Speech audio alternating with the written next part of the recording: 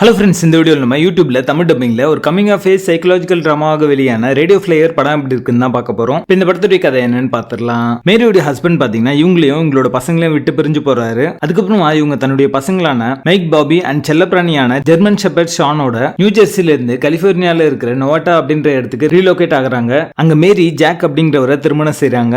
Jack ஒரு alcoholic. இவன் குடிச்சிட்டு பாபியை அடிக்கிறத வழக்கமா வச்சிருக்கான். பசங்க ரெண்டு பேரும் பாத்தீங்கன்னா அவனை கிங் அப்படின்ற மாதிரி கூப்பிடணும் அப்படின்ற மாதிரி வற்புறுத்துறான்.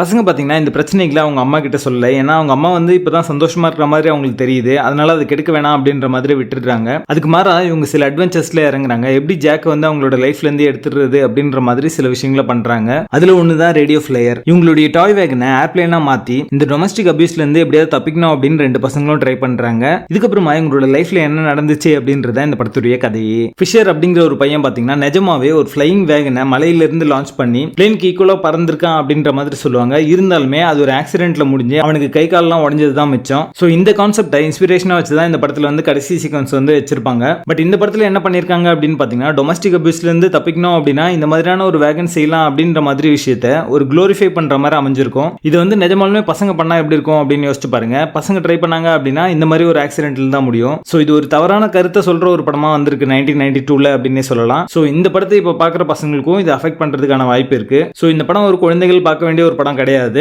கண்டிப்பா இந்த படத்தை உங்க கிட்ஸோட பார்க்காதீங்க. பட் படத்துல நடிச்ச எல்லாரும் பாத்தீங்கன்னா உங்களுக்கு கொடுக்கப்பட்ட ரோலுக்கு ரொம்ப நல்லாவே நடிச்சிருக்காங்க. குறிப்பா அந்த ரெண்டு பசங்களும் பாத்தீங்கன்னா ரொம்ப நல்லாவே நடிச்சிருக்காங்க அப்படின்னு சொல்லலாம். பசங்க அபியூஸ் பண்ணப்படுறது ஒரு அம்மாக்கு தெரியாது அப்படின்றது பாத்தீங்கன்னா ஒரு கன்வீனியன்ட்டான ரேட்டிங் அப்படின்னு தான் நான் சொல்லுவேன். இந்த படத்துல ஒரு சில ஃபீல் குட் மூமெண்ட்ஸ்லாம் இருக்கு. அதெல்லாம் ரொம்ப நல்லாவே ஒர்க் அவுட் ஆயிருக்கு. கேரக்டர் ஆர்க் அண்ட் டெவலப்மெண்ட் இன்னும் கொஞ்சம் பெட்டரா பண்ணிருக்கலாம் அப்படிங்கிற மாதிரி தோணுச்சு. கிளைமேக்ஸ் முடிக்கும் போது படத்துல இருக்கிற நிறைய கேள்விகளுக்கு பதில் சொல்லாமே முடிச்சிருப்பாங்க. அது இந்த படத்துக்கான மைனஸ் அப்படின்னு சொல்லுவேன். படத்துடைய பேசிங் ஆவரேஜா இருக்கும். மொத்தத்துல இது ஒரு ஆவரேஜான படமா தான் வந்திருக்கு. படத்துல அடக்கான இந்த படத்தை நீங்க ஃபேமிலியோட பார்க்கலாம். பட் கிட்ஸோட பார்க்காதீங்க. ரேடியோ ஃபிளையர் படத்துக்கு எங்களோட ரேட்டிங் 5 out of 10.